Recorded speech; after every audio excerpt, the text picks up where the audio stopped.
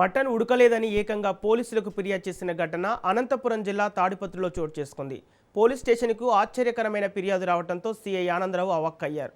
Mutton విక్రయించిన వ్యక్తితో మాట్లాడి తలకూరకు సమానంగా మటన్ ఇప్పించడంతో సమస్య సద్దుమణిగింది.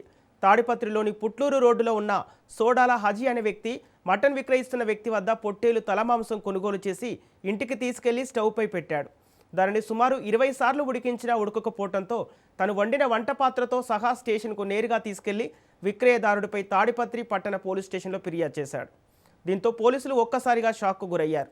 మాంసం విక్రయించిన వ్యక్తితో మాట్లాడి తలకూరకు సమానంగా మటన్ ఇవ్వాలని పోలీసులు సూచించడంతో హజీకి మటన్ ఇవ్వడంతో సమస్య సద్దుమణిగింది.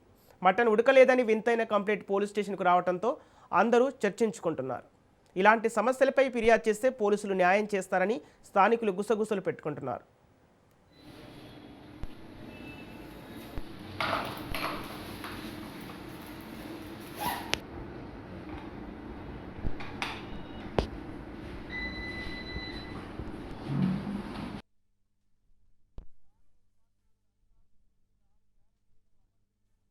స్థానిక పుట్లూరు రోడ్డు నివాసి అయినటువంటి సోడాల హాజీ అనే వ్యక్తి తాను ఈరోజు స్థానిక మాంసం దుకాణంలో పొట్టేలు తలకాయ కూర 800 రూపాయలు తీసుకున్నాడని చెప్పని అది ఇంటికి వెళ్ళి వంట చేసే సందర్భంలో దాదాపుగా 20 విజిల్స్ వచ్చేంత వరకు కూడా అది ఉడకలేదని చెప్పని సరైనటువంటి ఈ కూర ఇవ్వడం లేదు, మాంసం కూర ఇవ్వడం లేదని చెప్పని పోలీస్ స్టేషన్కి రావడం జరిగింది. ఈ సంఘటన ఆశ్చర్యం కలిగించింది.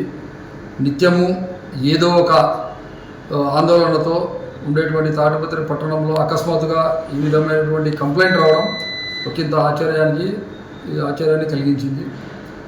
సదరు హాజీ ఈ యొక్క తలకాయ కూర ఉడకడం లేదని చెప్పని పోలీస్ స్టేషన్కు వెళ్ళినాడని చెప్పిన సమాచారం తెలుసుకున్న మాంసం దుకాణదారుడు అతనికి ప్రత్యామ్నాయంగా మరి ఒక కేజీ మామూలు మాంసాన్ని ఇచ్చినాడని చెప్పని తెలిసింది.